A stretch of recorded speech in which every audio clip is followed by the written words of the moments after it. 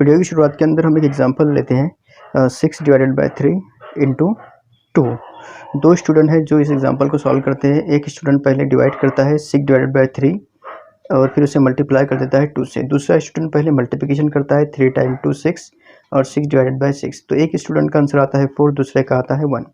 अब यहाँ आप देख सकते हैं कि दोनों ने सही कैलकुलेशन किया। पहले ने डिवीज़न किया फिर मल्टीप्लिकेशन किया और दूसरे स्टूडेंट ने पहले मल्टीप्लिकेशन किया फिर डिवीज़न किया और कैलकुलेशन बिल्कुल बराबर किया, लेकिन दोनों के आंसर अलग अलग आते हैं। तो ऐसे केस में किसका आंसर सही माना जाए? एक और एग्जांपल देखते हैं कि 6 प्लस 3 इंटू 2। यहाँ पर मल्टीप्लिकेशन और एडिशन दो ऑपरेशन है। तो एक स्टूडेंट ने क्या किया, पहले एडिशन किया 6 प्लस 3 और फिर मल्टीप्लिकेशन किया तो 6 प्लस 3 उसको 9 मिलता है और मल्टीप्लाई बाय 2 यानी उसको मिलता है आंसर 18। उसी तरह से दूसरा स्टूडेंट पहले मल्टीप्लिकेशन करता है जिसे 3 टाइम्स 2 6 मिलता है, फिर 6 प्लस 6 आंसर उसका 12 आता है। तो इन दोनों में करेक्ट आंसर कौन सा है? तो इसका जवाब आपको इस वीडियो में मिलेगा। और अगर आपका बेसिक अगर क्लियर होगा, मजबूत होगा, तो आपको ये पहले से ही पता होगा कि दोनों में से करेक्ट आंसर कौन सा है। तो अगर आपको पता नहीं है तो आपको बहुत ही सख्त ज़रूरत है इस वीडियो को देखने की, जिसमें हम बात करने वाले हैं बेसिक मैथमेटिक्स की। मैथमेटिक्स में हम बेसिक मैथमेटिक्स की सीरीज शुरू करने वाले हैं। सबसे पहले हम देखते हैं कि बेसिक मैथमेटिक्स की ज़रूरत आपको कब महसूस होती है। जैसे आप किसी प्रॉब्लम को सॉल्व कर रहे हैं, तो अगर आपका बेस कमज़ोर है तो आप इन प्रॉब्लम को सॉल्व कर नहीं पाते। या फिर क्लासरूम में अगर टीचर प्रॉब्लम सॉल्व करवा रहे हैं बोर्ड पर और दूसरे स्टूडेंट को एग्जाम्पल समझ में आती है कि कैसे सॉल्व हो रही है, लेकिन अगर आपका बेस अच्छा ना हो मैथमेटिक्स का तो आप उस एग्जाम्पल को समझ नहीं पाएंगे। या फिर अगर आपको होमवर्क दिया हुआ है और आपका बेस मजबूत नहीं है मैथमेटिक्स का, तो भी आप होमवर्क ठीक से कर नहीं पाते। आपको दूसरों की मदद लेनी पड़ती है होमवर्क करने के लिए। आपके रिजल्ट के ऊपर ही आप देखिए, अगर आपका बेस मैथमेटिक्स का अच्छा ना हुआ तो आपको कितने ही एग्जाम्पल्स ऐसे होते हैं क्वेश्चन पेपर में जो आप कर नहीं पाते, क्योंकि आपका बेस मजबूत नहीं होता। आपको अच्छे मार्क्स नहीं मिल पाते क्योंकि कुछ बहुत सारे एग्जाम्पल आप आपका बेसिक मजबूत ना होने की वजह से छोड़ देते हैं। तो आज से हम मैथमेटिक्स में इस सीरीज़ को शुरू करने वाले हैं। तो जब आप किसी प्रॉब्लम या एग्जाम्पल को सॉल्व करते हैं तो आप देख लीजिए कि एग्जाम्पल और प्रॉब्लम को सॉल्व करने के लिए आपको किन चीज़ों की ज़रूरत पड़ती है। सबसे पहला होता है नॉलेज। आपको बहुत सारे बेसिक फैक्ट पता होने चाहिए मैथमेटिक्स के, तब जाकर आप कुछ एग्जाम्पल को सॉल्व कर पाते हैं। कुछ एग्जाम्पल ऐसे होते हैं जो कम्प्लीटली फार्मूला बेस होते हैं। अगर आपको फार्मूला पता नहीं है तो आप उन एग्जाम्पल को सॉल्व कर नहीं पाते। कुछ एग्जाम्पल होते हैं जिसके अंदर ना ही फार्मूला काम आता है ना ही फैक्ट काम आते हैं।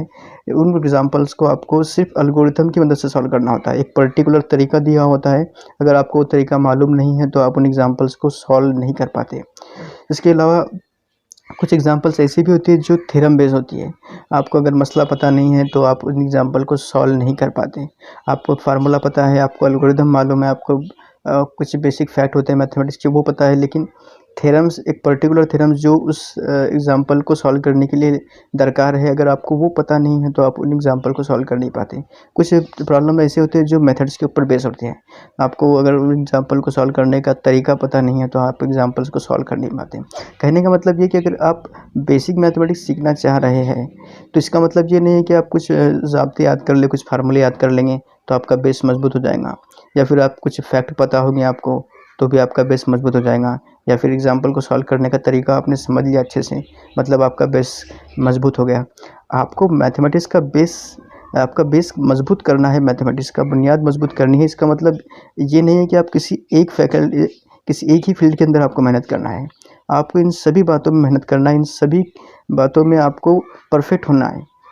और हम शुरुआत करेंगे आपको परफेक्ट बनाने की ज़ीरो से, ठीक है? तो हम हमारा लेक्चर शुरू करने वाले हैं बहुत ही छोटी लेवल से, ज़ीरो से।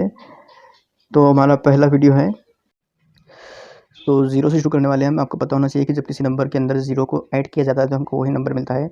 जैसे 0 प्लस 5 या 5 plus 0 equal to 5, 6 plus 0 equal to 6, 7 plus 0 equal to 7, 8 plus 0 equal to 8 वगैरह वगैरह।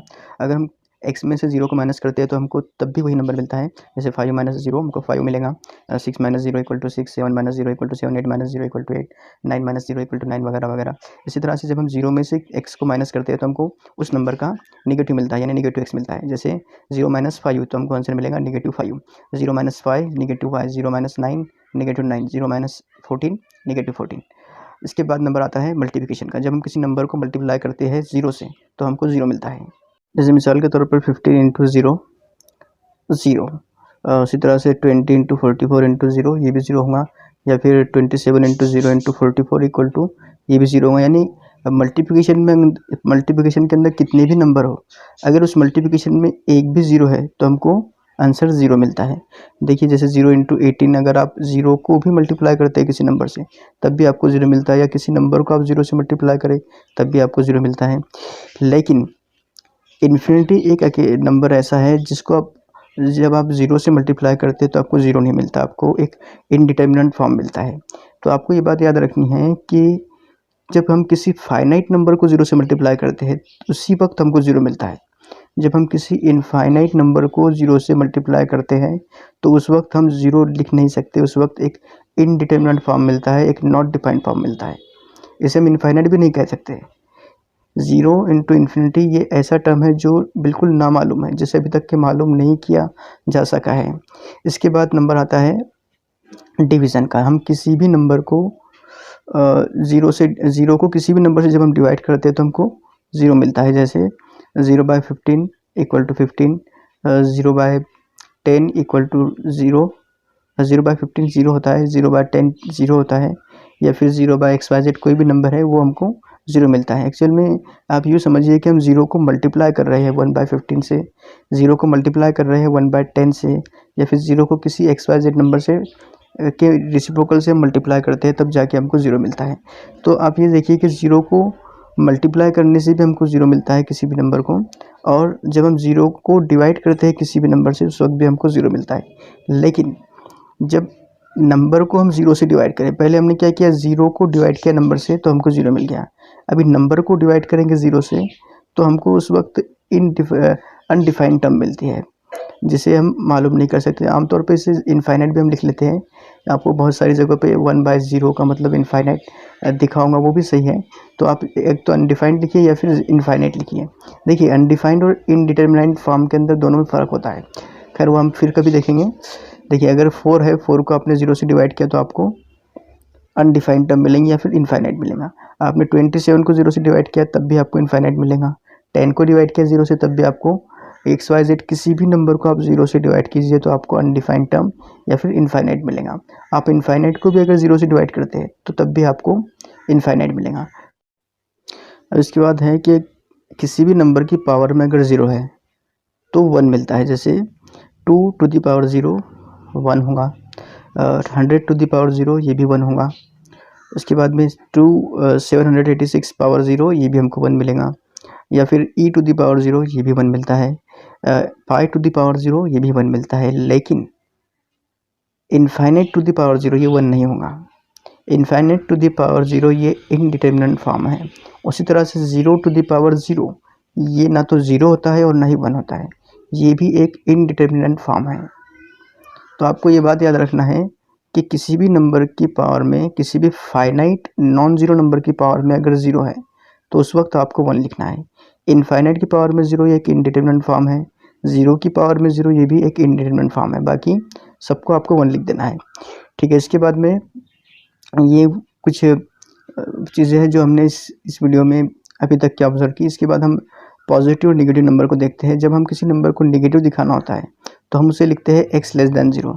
सपोज अगर x नेगेटिव है तो मैं लिखूँगा x लेस दैन 0। अगर मैं लिखता हूँ x ग्रेटर दैन 0 तो इसका मतलब होता है कि x पॉजिटिव है।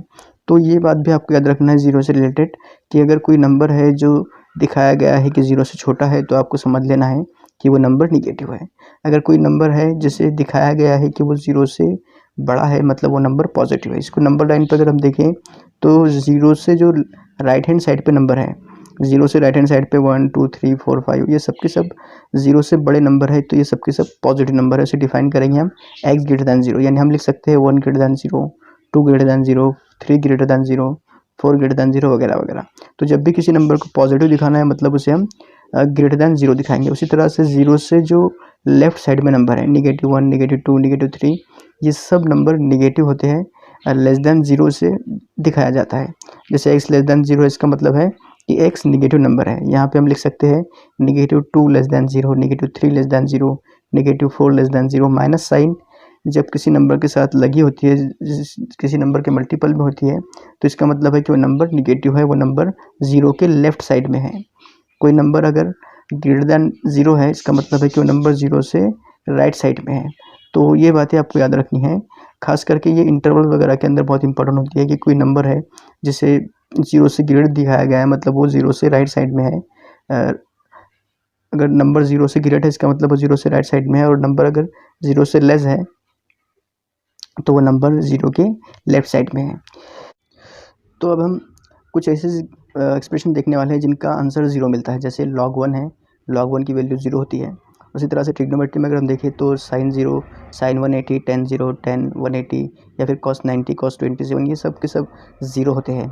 जब हम कोई प्रॉब्लम सॉल्व करते हैं तो इन चीज़ों का अक्सर हमें ज़रूरत पड़ती है, तो ये आपको याद रखना है कि किन एक्सप्रेशंस की वैल्यू 0 होती है। एक और होता है 1/इनफाइनाइट, बार बार हमें इन चीज़ों की ज़रूरत पड़ती है कि कोई नंबर है, किसी नंबर के अगर डिनोमिनेटर के अंदर इनफाइनाइट है तो उसकी वैल्यू कितनी होंगी। तो आपको ये याद रखना है कि 1/इनफाइनाइट, 1/λ तो हमको 0 मिलता है, ठीक है।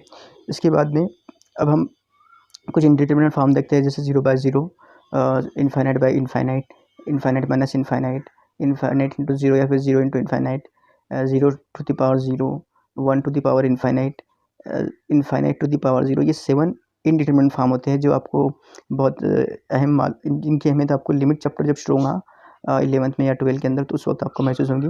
तो ये भी आपको याद रखना है कि कौन कौन से फॉर्म है जो इनडिटरमिनेट फॉर्म है और जिनका ताल्लुक 0 से है, ठीक है। अब बाज़ औक़ात क्या होता है कि आप 0/0 को 0 लिख देते हैं, आपको पता नहीं होता कि इंडिटरमिनेट फॉर्म है, या फिर 0 की पावर 0 उसको भी बच्चे 0 लिख देते हैं, या फिर 1 की पावर इनफाइनाइट, क्योंकि हमने सुना होता है कि 1 की किसी भी पावर के लिए आंसर 1 मिलता है।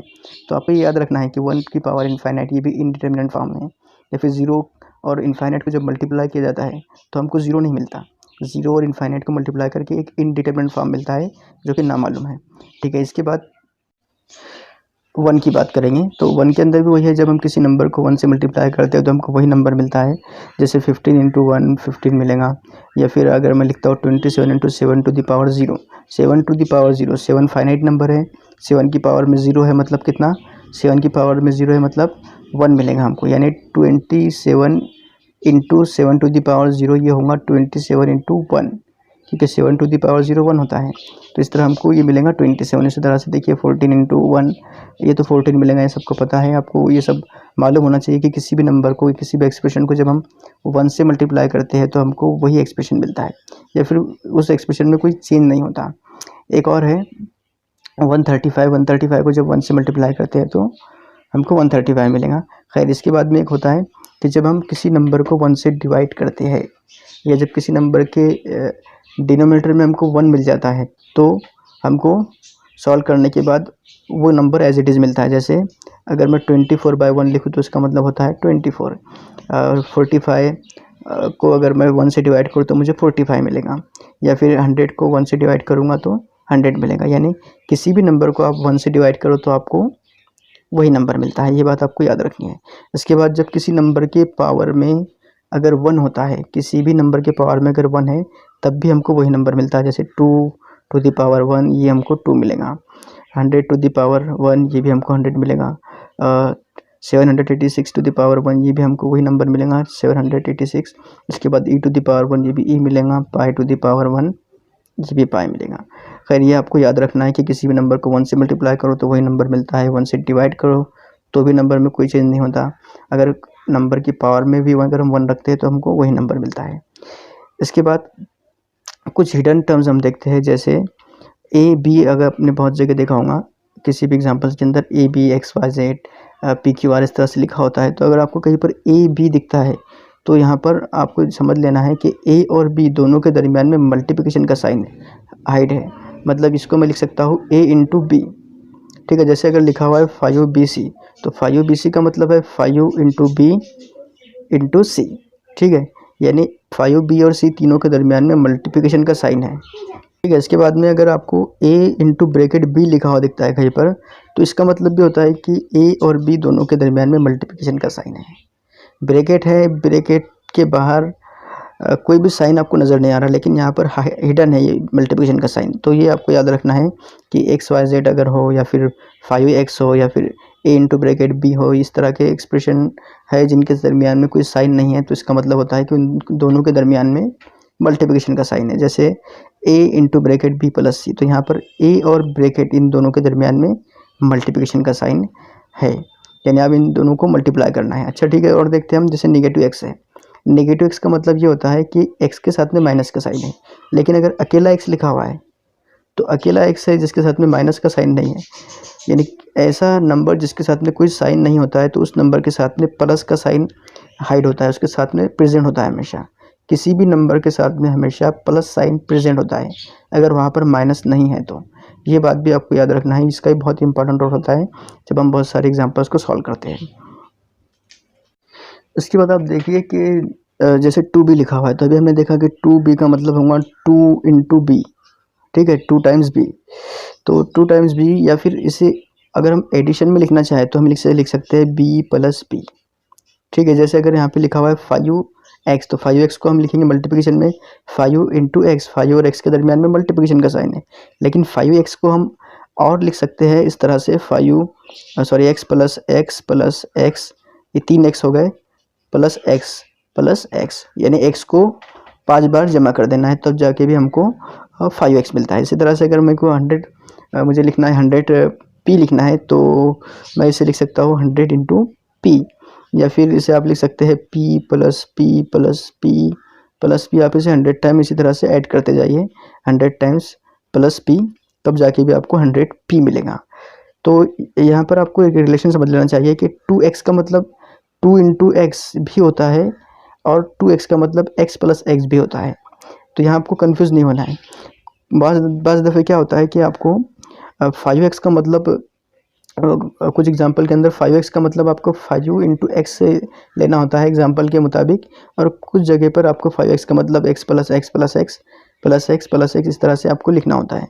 तो ये दोनों का मतलब एक ही होता है, ये आपको जहन में रखना है, ठीक है। इसके बाद में आपको देखिए यहाँ पर कि अगर x लिखा हुआ है तो x अकेला नहीं होता। मैंने आपको पहले बताया कि x के साथ में बहुत सारी चीज़ें हाइड होती है। जैसे अगर x अकेला है तो इसका मतलब है कि x के साथ में 1 पहले से प्रेजेंट है। जैसे यहाँ पर अगर x लिखा हुआ है तो उसके डिवीज़न के अंदर भी x प्रेजेंट है। अगर x लिखा हुआ है तो उसके पावर के अंदर 1 प्रेजेंट है, ठीक है। अगर x लिखा हुआ है तो उसके मल्टीप्लिकेशन में प्लस साइन प्रेजेंट है। तो ये चीज़ें आपको याद रखनी है। किसी भी नंबर के मल्टीप्लिकेशन में 1 होता है, डिवीज़न में 1 होता है, पावर में 1 होता है, उसके मल्टीप्लिकेशन में हमेशा प्लस साइन होती है, अगर वहाँ पे कुछ लिखा हुआ नहीं है तब भी। फिर में आप देखिए कि आपको बताऊँगा कि 5 माइनस 5 ये 0 होता है, सबको पता है। 6 माइनस 6 ये भी 0 होता है। यानी हम सेम नंबर में से सेम नंबर को अगर सब्ट्रैक्ट करते हैं तो हमको 0 मिलता है। लेकिन आपको ये बात पता होनी चाहिए कि जब हम इनफाइनाइट में से इनफाइनाइट को माइनस करते हैं तो इनफाइनाइट में से इनफाइनाइट माइनस करने के बाद हमको 0 नहीं मिलता। इनफाइनाइट माइनस इनफाइनाइट ये इनडिटरमिनेट फॉर्म होता है। तो ये आपको याद रखना है कि जब हम फाइनाइट नंबर में से फाइनाइट नंबर को माइनस करते हैं, दोनों भी अगर सेम है तो 0 मिलता है, लेकिन इनफाइनाइट माइनस इनफाइनाइट ये हमको 0 नहीं मिलता। इसके बाद में आप देखिए एक एग्जांपल, 8 माइनस 6 हमको 2 मिलेगा, लेकिन 6 माइनस 8 ये हमको -2 मिलेगा। तो पॉजिटिव 2 और -2 कब लिखना है ये भी आप याद रख लीजिए। जब हम किसी बड़े नंबर में से छोटे नंबर को सब्ट्रैक्ट करते हैं, माइनस करते हैं, तो हमको प्लस मिलता है। लेकिन जब हम छोटे नंबर से बड़े नंबर को सब्ट्रैक्ट करें, छोटे से बड़े को सब्ट्रैक्ट करें, छोटे से बड़े को कम करें, तो हमको नेगेटिव नंबर मिलता है। जैसे 20 माइनस 100, तो हमने 20 छोटा नंबर है, उसमें से 100 को कम किया, 100 बड़ा नंबर है, तो हमको जो भी मिलेगा वो नेगेटिव में मिलेगा। इसका आंसर देखिए आपको 80 मिलेगा। 100 में से 20 कम कर दीजिए 80, और क्योंकि 100 बड़ा है तो हमको यहाँ पे -80 आंसर आएगा। यानी दोनों में से जिसके साथ में माइनस है, बड़ा नंबर जो है, बड़े नंबर के साथ जो साइन है वही आंसर के साथ में हमको लगा देनी है। जैसे 100 बड़ा था, 100 के पहले आपको माइनस साइन था, तो हमने यहाँ पर आंसर के साथ में माइनस साइन लगा दिया। जैसे एग्जांपल 220 में से हम अगर 20 को माइनस करें, दोनों में बड़ा नंबर है 220, तो 220 के साथ में कौन सी साइन है, साइन नज़र नहीं आ रही, मतलब उसके साथ में प्लस साइन है। तो हमको आंसर जो मिलेगा वो मिलेगा 200, और 200 के साथ में प्लस की साइन आएगी, ठीक है। तो आपको ये बात याद रखना है कि जब हम स्मॉल नंबर से लार्ज नंबर को सब्ट्रैक्ट करते हैं तो हमको नेगेटिव नंबर मिलता है। जब हम लार्ज से स्मॉल को माइनस करेंगे तो हमको पॉजिटिव नंबर मिलेगा। ये बहुत ही इंपॉर्टेंट चीज़ है, ये आपको याद रखना है। इसका बहुत सारे एग्जाम्पल को सॉल्व करने में इस्तेमाल होता है।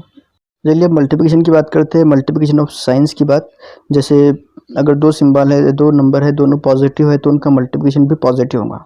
जैसे एक्स और वाई दोनों पॉजिटिव थे इसलिए दोनों का मल्टीप्लिकेशन एक्स वाई हमको पॉजिटिव मिला। फॉर एग्जांपल 4 टाइम 5 हमको 20 मिलेगा, 3 टाइम 8 ये 24 मिलेगा। तो दोनों भी हमको पॉजिटिव मिले। लेकिन अगर दोनों में से एक निगेटिव है तो हमको आंसर निगेटिव मिलता है। पहला निगेटिव दूसरा पॉजिटिव तो निगेटिव मिलेगा, पहला पॉजिटिव दूसरा निगेटिव तो हमको आंसर निगेटिव मिलेगा। इसे याद ऐसे करना है, प्लस प्लस प्लस मिलता है, माइनस प्लस माइनस मिलेगा, प्लस माइनस माइनस होगा। ये आपने क्लास में बार बार सुना होगा, plus minus plus minus plus plus इस तरह से। तो देखिए यहाँ पर अगर दोनों में से कोई भी एक नंबर निगेटिव है, जैसे एक्स इंटू निगेटिव वाई तो आंसर मिलेगा निगेटिव एक्स वाई, या फिर निगेटिव एक्स इंटू वाई ये आंसर मिलेगा हमको निगेटिव एक्स वाई।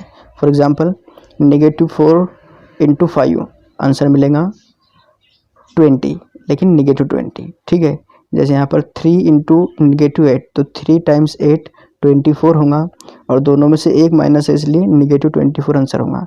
जैसे 11 इंटू 2 ये होगा 22, 11 टाइम्स 2 22, लेकिन दोनों में से एक माइनस है तो हमको आंसर मिलेगा निगेटिव 22। यानी अगर दो नंबर को मल्टीप्लाई करते हैं और दोनों में से कोई एक माइनस है तो आंसर निगेटिव मिलेगा, ये आपको याद रखना है। अब अगर दोनों भी निगेटिव हो तो क्या होगा, तो अगर दोनों निगेटिव है तो आंसर पॉजिटिव मिलेगा। देखिए कैसे, negative x into negative y हमको पॉजिटिव एक्स वाई मिलेगा। या फिर अगर आपको निगेटिव वाई को आप माइनस से मल्टीप्लाई करते हैं, निगेटिव वाई को जब आप माइनस से मल्टीप्लाई करते हैं तो उस वक्त भी आपको पॉजिटिव वाई मिलता है।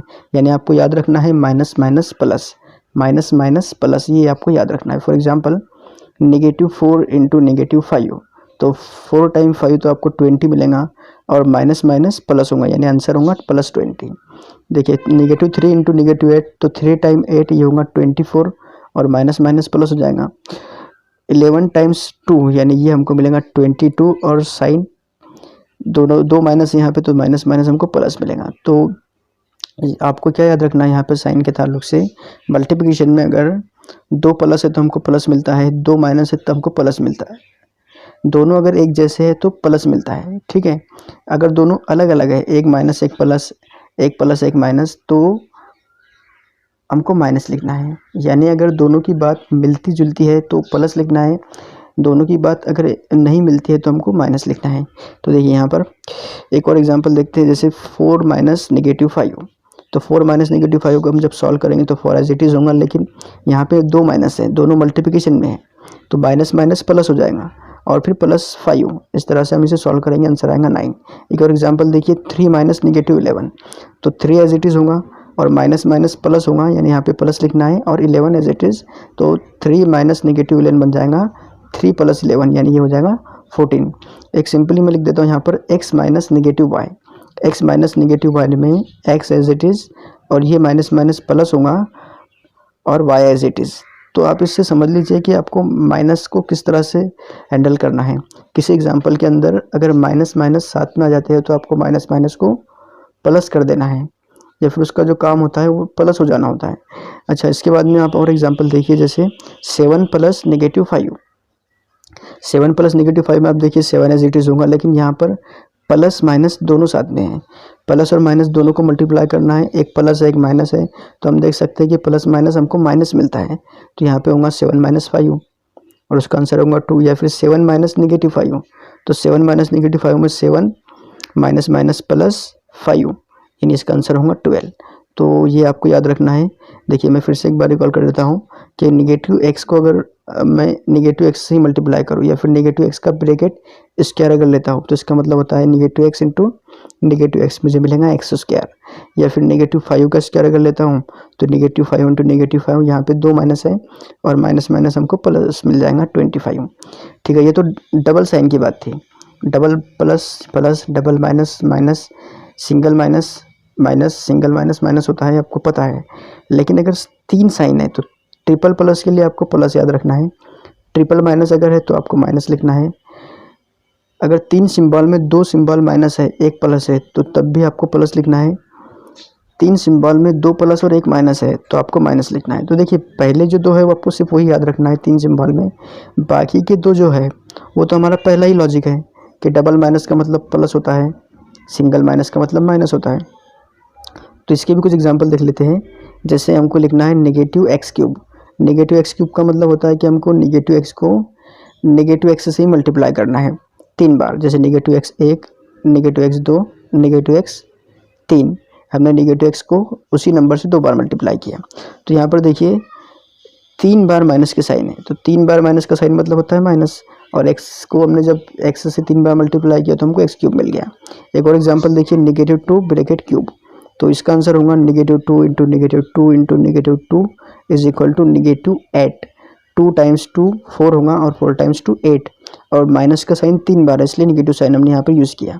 इसके बाद है 13 माइनस नेगेटिव 5 इंटू नेगेटिव 2। इसको अगर मुझे सॉल्व करना है तो अब देखिए यहाँ पर 3 माइनस है, एक माइनस, ये दूसरा माइनस और ये तीसरा माइनस, और तीनों भी मल्टीप्लिकेशन में, तो मैं इसे लिखूंगा 13। 3 माइनस का मतलब होता है माइनस, तो 13 माइनस 5 टाइम 2 यानी 10, हमको आंसर मिल गया 3। तो आपको ये साइन का जो लॉजिक है वो याद रखना है। मैं फिर से एक बार रिकॉल करता हूँ। डबल प्लस प्लस होता है, डबल माइनस माइनस होता है, ट्रिपल प्लस प्लस होता है, ट्रिपल माइनस माइनस होता है। ठीक है, सिंगल माइनस माइनस होगा हमेशा, ये बात याद रखना है आपको। खैर, इसके बाद जो अगला टॉपिक है वो नेगेटिव 1 के ताल्लुक से। आपको नेगेटिव 1 देखिए, नेगेटिव 1 का क्यूब अगर हम लेते हैं तो ये हमको मिलता है -1, क्योंकि 1 इंटू 1 इंटू 1 हमको 1 मिलेगा, लेकिन माइनस का क्यूब यानी ट्रिपल माइनस हमको माइनस मिलेगा। उसी तरह से अगर मैं लिखता हूँ माइनस स्क्वायर, यानी डबल माइनस हमको यूज़ करना है यहाँ पर, माइनस इंटू माइनस प्लस मिलेगा, यानी इसका आंसर हमको +1 मिल जाएगा। देखिए यहाँ पर हमको एक कंक्लूजन पर पहुँचना है, वो ये कि जब नेगेटिव 1 की पावर में n होता है, और अगर n एक इवन नंबर है, इवन मतलब 2 4 6 8, इवन नंबर यानी ऐसा नंबर जो 2 से कम्प्लीटली डिवाइड हो जाता है। तो अगर n की -1 की पावर में कोई इवन नंबर है तो हमको आंसर +1 मिलता है। लेकिन अगर नेगेटिव 1 की पावर में कोई ऑड नंबर है, यानी नेगेटिव 1 की पावर में ऑड यानी 3 5 7 9 इस तरह का नंबर है जो 2 से कम्प्लीटली डिवाइड नहीं होता, तो आंसर हमको नेगेटिव 1 मिलता है। जैसे मिसाल के तौर पर नेगेटिव 1 टू द पावर 7, 7 एक ऑड नंबर है, तो नेगेटिव 1 टू द पावर 7 हमको नेगेटिव 1 मिलेगा। या फिर नेगेटिव 1 टू द पावर 70, 70 एक इवन नंबर है, तो हमको नेगेटिव 1 टू द पावर 70 का आंसर +1 मिलेगा। अब बात करते हैं कि साइन का इस्तेमाल डिवीज़न में कैसे होता है। जैसे आप देख लीजिए कि 15 डिवाइडेड बाय 3 है। पहले हम देखते हैं किस तरह से लिखा जाता है। इसे हम ऐसे भी लिख सकते हैं 15/3, 15/3, या फिर 15/3, या फिर आप इसे ऐसे भी लिख सकते हैं 15/3, या फिर 15 इंटू 1/3, या फिर 1/3 इंटू 15। ये सबका मतलब एक ही होता है। तो हमको यहाँ पे देखना है कि यहाँ पर साइन जो होती है प्लस या माइनस, उसका इस्तेमाल कैसे होता है। फॉर एग्जांपल, अगर मुझे पॉजिटिव को पॉजिटिव से डिवाइड करना है तो मुझे पॉजिटिव नंबर मिलेगा। जब मैं निगेटिव को पॉजिटिव से डिवाइड करूँगा तो मुझे नेगेटिव नंबर मिलेगा। जब मैं पॉजिटिव को नेगेटिव से डिवाइड करता हूँ तो भी मुझे नेगेटिव मिलेगा। जब नेगेटिव को नेगेटिव से डिवाइड किया जाएगा तो हमको नेगेटिव मिलेगा, पॉजिटिव मिलेगा। तो यहाँ पर बिल्कुल सेम लॉजिक है। जब 2 माइनस होंगे तो प्लस मिलेगा, जब 2 प्लस होंगे तो भी प्लस मिलेगा। दोनों में से कोई एक माइनस है तो हमको माइनस लिखना है। जैसे मिसाल के तौर पर 15/3 है, दोनों भी पॉजिटिव है तो मुझे आंसर 5 मिलेगा। 15 डिवाइडेड बाय 3 5 होता है। अगर नेगेटिव 15/3 है तो दोनों में से एक माइनस है तो आंसर -5 होगा। अगर 15/-3 है तो अब यहाँ पर भी एक माइनस है तो आंसर -5 होगा। अगर दोनों भी नेगेटिव है, नेगेटिव 15/-3, तो आंसर जो मिलेगा वो +5 मिलेगा। अगर 15/3 इसके मल्टीप्लिकेशन में, इस कंप्लीट नंबर के मल्टीप्लिकेशन में अगर नेगेटिव साइन है तो आंसर हमको -5 मिलेगा। अगर मल्टीप्लिकेशन में नेगेटिव है और 15 एक नंबर है न्यूमरेटर वाला, वो नेगेटिव है, यानी नेगेटिव 15/3, तो यहाँ पर हमको +5 मिलेगा। देखिए यहाँ पर 2 माइनस था इसलिए हमको माइनस माइनस प्लस लिखना पड़ा। एक और देखिए नेगेटिव 15/-3, तो ये भी हमको माइनस माइनस प्लस होकर आंसर 5 मिलेगा। एक और देख लीजिए -नेगेटिव 15/-3, तो यहाँ पर अब 3 माइनस के साइन है, तो ट्रिपल माइनस कितना होता है, ट्रिपल माइनस होता है माइनस, तो यहाँ पर हमको आंसर मिलेगा -5। तो अब यहाँ देखिए कि एक प्रॉब्लम देखिए 8 माइनस इंटू ब्रैकेट -15/-3। तो यहाँ पर आप इस टर्म को सॉल्व करने के लिए देखिए 8 और माइनस -15/-3, यानी यहाँ पर आप देखिए कि 3 माइनस है, और ट्रिपल माइनस में क्या होता है आपको पता है कि माइनस मिलता है। तो इस पूरे एक्सप्रेशन को मैं लिख सकता हूँ -5, ठीक है। 15/3 5 होगा, और यहाँ पे 3 माइनस है मल्टीप्लिकेशन में और डिवीजन में, तो ये 3 माइनस मिलकर एक माइनस बनाते हैं, तो इसका आंसर आपको 3 मिलेगा। देखिए और एग्जांपल एक है 8 माइनस 15/-3, तो देखिए ये बनेगा 8, और क्योंकि यहाँ पर 2 माइनस है तो 2 माइनस मिलकर प्लस बनाते हैं, तो यहाँ पे हमको आंसर मिलेगा +5, यानी ये हो जाएगा 30। देखिए हमने double minus, triple minus, double plus, triple plus, plus minus का जो लॉजिक होता है उसे समझने की कोशिश की। अब हम बात करेंगे अरिथमेटिक के कुछ बेसिक सिंबल्स की, प्लस माइनस से मल्टीप्लिकेशन डिवीजन की। एक एग्जांपल से समझते हैं इसको। 6/3 × 2। अगर एक एग्जांपल को सॉल्व करने के लिए मैं आपको देता हूँ और दो स्टूडेंट है जो इसे सॉल्व करते हैं, एक इसे सॉल्व करता है जिसमें वो पहले डिवाइड करता है, जैसे 6/3 2 × 2, और दूसरा पहले मल्टीप्लिकेशन करता है 3 × 2 6 और 6/6 इस तरह से। तो पहले का आंसर आता है 4, दूसरे का आंसर आता है 1। दोनों ने सही कैलकुलेट किया, पहले ने डिवीज़न किया फिर मल्टीप्लाई किया, दूसरे ने मल्टीप्लाई किया फिर डिवाइड किया, लेकिन कैलकुलेशन में इन्होंने कोई गलती नहीं की, लेकिन फिर भी दोनों के आंसर अलग अलग है। तो सही आंसर किसका है? आप दूसरा क्वेश्चन देखिए, जैसे यहाँ पर मैं लिखता हूँ 6 + 3 × 2। फिर दो स्टूडेंट को दिया गया, एक ने पहले एडिशन किया फिर मल्टीप्लिकेशन किया, तो उसका आंसर मिलता है 9 × 2, यानी उसको मिलता है 18। और एक दूसरा स्टूडेंट जिसने पहले मल्टीप्लिकेशन किया, तो मल्टीप्लिकेशन करके उसको मिलता है 6 + 6, यानी उसको मिलता है 12। तो दोनों ने फिर इसे करेक्टली सॉल्व किया, लेकिन आंसर अलग अलग आया। इन्होंने गलती क्या की, इन्होंने यहाँ पर दो अलग अलग काम किए। पहले ने पहले एडिशन किया फिर मल्टीप्लिकेशन किया, दूसरे ने पहले मल्टीप्लिकेशन किया फिर एडिशन किया, तब जाके दोनों के जवाब हमको अलग अलग मिले। तो यहाँ पर दोनों में से करेक्ट आंसर किसका है? देखिए इस बात को समझने के लिए आपको समझना पड़ेगा ऑर्डर ऑफ ऑपरेशंस। मैथमेटिक्स के अंदर जो प्लस माइनस मल्टीप्लिकेशन डिवीज़न होते हैं, इन्हें हम अपनी मर्ज़ी से इस्तेमाल नहीं कर सकते। अगर किसी प्रॉब्लम के अंदर ये चारों भी एक साथ आते हैं, तो किसको पहले यूज़ करना है किसको बाद में यूज़ करना है, इस बात का अंदाज़ा आपको होना चाहिए। तो इसकी एक सीक्वेंस है जो आपको याद रखनी है। किसी भी कैलकुलेशन में किसी प्रॉब्लम के अंदर सबसे पहले सॉल्व किया जाता है ब्रैकेट्स को, उसके बाद सॉल्व किया जाता है एक्सपोनेंट्स को, उसके बाद में मल्टीप्लिकेशन डिवीज़न, और लास्ट में एडिशन एंड सब्ट्रैक्शन। ब्रैकेट्स क्या होते हैं? ब्रैकेट्स आपको पता है कि एक कर्व ब्रैकेट्स होगा, या फिर एक मेहराबी कॉस होगा, एक मुस्ततिली कॉस होगा। तो ये कॉसेस को आपको सॉल्व करना है। कर्व ब्रैकेट है, करली ब्रैकेट है, स्क्वायर ब्रैकेट है। उसके बाद में एक्सपोनेंट के अंदर आपको पावर की टर्म मिलेंगी जिसमें कुव्वत नुमा होता है, या फिर स्क्वायर रूट की टर्म मिलेंगी, उन्हें सॉल्व करना है। पहले ब्रैकेट फिर एक्सपोनेंट, उसके बाद में मल्टीप्लिकेशन को सॉल्व करना है आपको। मल्टीप्लिकेशन या डिवीज़न किसी को भी, दोनों में से किसी को भी, जो पहले लेफ्ट में है पहले उसी को सॉल्व करना है। लेफ्ट में अगर मल्टीप्लिकेशन है तो मल्टीप्लिकेशन को सॉल्व करेंगे, अगर लेफ्ट में डिवीज़न है तो पहले डिवीज़न को सॉल्व करेंगे, और लास्ट में एडिशन और सब्ट्रैक्शन होगा। तो ये सीक्वेंस आपको याद रखना है, bracket, exponent, multiplication, division, addition, subtraction. तो देखिए एग्जांपल के जरिए से समझते हैं। जैसे एग्जांपल है हमारे पास 6 + 3 × 2। तो हमारे पास जो सीक्वेंस है, सीक्वेंस में क्या है, bracket, exponent, multiplication, division, addition, subtraction. तो इस सीक्वेंस के अंदर कौन पहले आता है? प्रॉब्लम के अंदर हमको एडिशन और मल्टीप्लिकेशन दो काम करने हैं, प्लस भी करना है और मल्टीप्लाई भी करना है। तो पहले कौन सा अमल करना है, तो हमको इस सीक्वेंस में देखना है कि मल्टीप्लिकेशन तीसरे नंबर पे है और एडिशन चौथे नंबर पे है। तो पहले आता है मल्टीप्लिकेशन, इसलिए हम पहले करेंगे मल्टीप्लाई। तो 3 × 2 पहले करना है और फिर बाद में उसमें 6 को ऐड कर देना है। तो 3 × 2 हमको 6 मिलेगा, और 6 + 6 ये हमको आंसर मिलता है 12। तो 12 आंसर करेक्ट है, ठीक है। जो हमने यहाँ पर 18 आंसर लिया था वो आंसर गलत था, तो करेक्ट आंसर 12 है। इसके बाद एक और एग्जांपल देखते हैं। 6 + 8 / 2। यहाँ दो ऑपरेटर है, फिर से एक डिवीज़न है एक एडिशन है। तो डिवीज़न और एडिशन में किसको पहले सॉल्व करना है, तो आप फिर सीक्वेंस में देखिए, तो आप देखेंगे कि तीसरे नंबर पे डिवीज़न है, मल्टीप्लिकेशन डिवीज़न तीसरे नंबर पे है, और एडिशन चौथे नंबर पे है। तो हम सॉल्व करेंगे पहले डिवीज़न को, तो 8 / 2 ये मिलेंगे हमको 4। तो 6 + 4 हमारा आंसर होगा, यानी 10। ये हमारा करेक्ट आंसर है। एक एग्जांपल और देखते हैं। इसी एग्जांपल को हम थोड़ा सा मॉडिफाई करते हैं। जैसे एग्जांपल लिखा हुआ है, इंटू ब्रैकेट 6 + 8 ब्रैकेट कंप्लीट / 2। तो अब यहाँ पर आप देखेंगे आपको डिवीज़न भी दिखता है और एडिशन भी दिखता है। तो यहाँ पर आप देखेंगे कि डिवीज़न तीसरे नंबर पे है, एडिशन चौथे नंबर पे है, लेकिन यहाँ पे एक तीसरा ऑपरेटर भी है। तीसरा ऑपरेटर तो नहीं कहेंगे हम इसे, एक ग्रुप बनाने वाला सिंबल है जो 6 और 8 का एक ग्रुप बनाता है।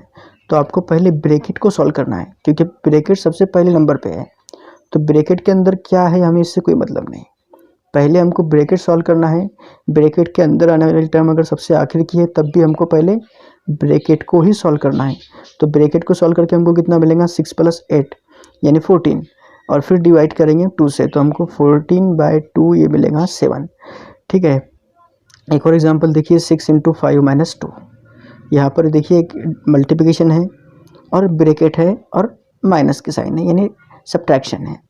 तो पहला नंबर आता है ब्रैकेट का, दूसरा नंबर आता है यानी तीसरा नंबर मल्टीप्लिकेशन का, और चौथा नंबर आता है सब्ट्रैक्शन का।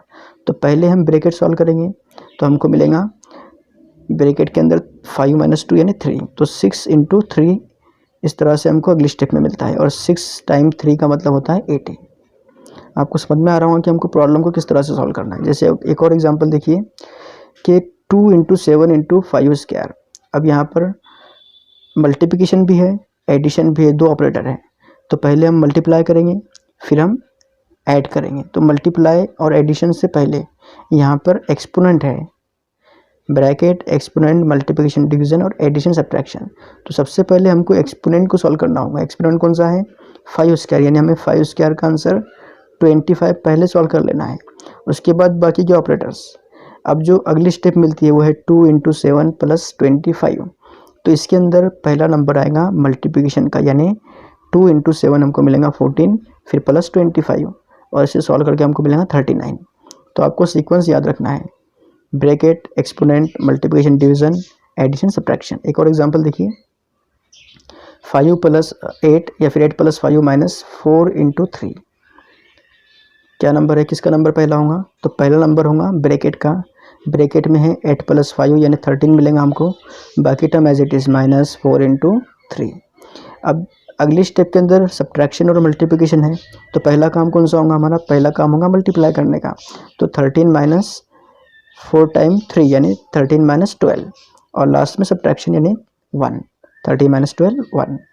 एक और एग्जांपल देखिए, 6 ÷ 3 × 2। हाँ, ये बहुत इंपॉर्टेंट एग्जांपल है। यहाँ पर मल्टीप्लिकेशन और डिवीज़न दो ऑपरेटर हैं।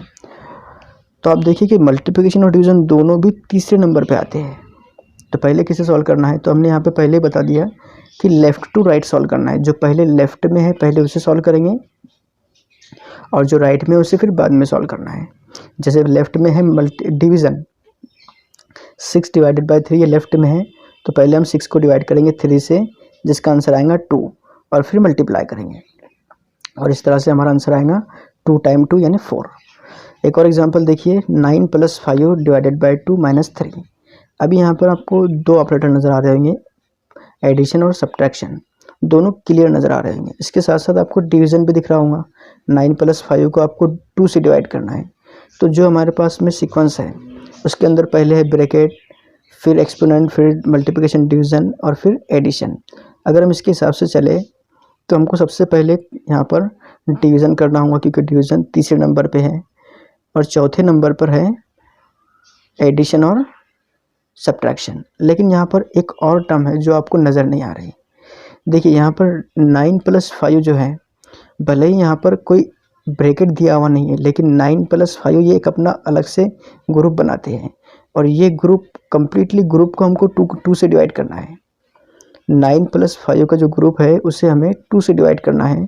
तो 9 + 5 को हमें पहले सॉल्व करना होगा, क्योंकि ये ब्रैकेट किसी कंडीशन रखता है। ये भले ही यहाँ पे कोई ब्रैकेट आपको नज़र नहीं आता, लेकिन ये एक ग्रुप है, तो इस ग्रुप को हमको पहले सॉल्व करना है। तो इस तरह हमको मिलेगा 9 + 5 14/2 - 3, यानी ये हो जाएगा 14/2 - 3 इस तरह से।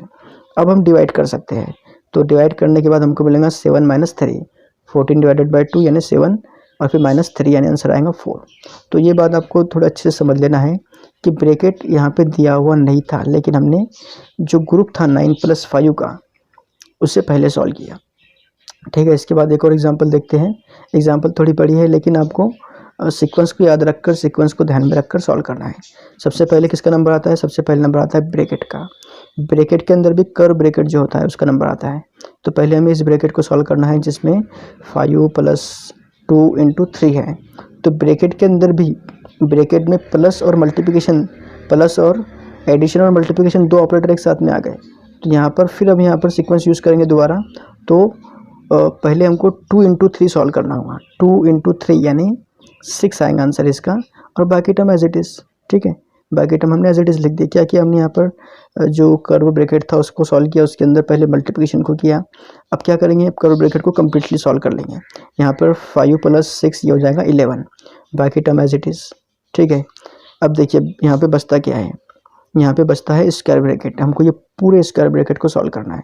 इस स्क्वायर ब्रैकेट के अंदर अब देखिए यहाँ पर डिवीज़न भी है, एडिशन भी है, सब्ट्रैक्शन भी है, और 2 × ब्रैकेट 11, तो ये एक मल्टीप्लिकेशन का लिखने का तरीका है। 2 × ब्रैकेट 11, तो यहाँ पे मल्टीप्लिकेशन भी है। तो हम सबसे पहले क्या करेंगे, एडिशन और सब्ट्रैक्शन सबसे आखिर में आता है, तो हम पहले मल्टीप्लिकेशन और डिवीज़न कर लेंगे।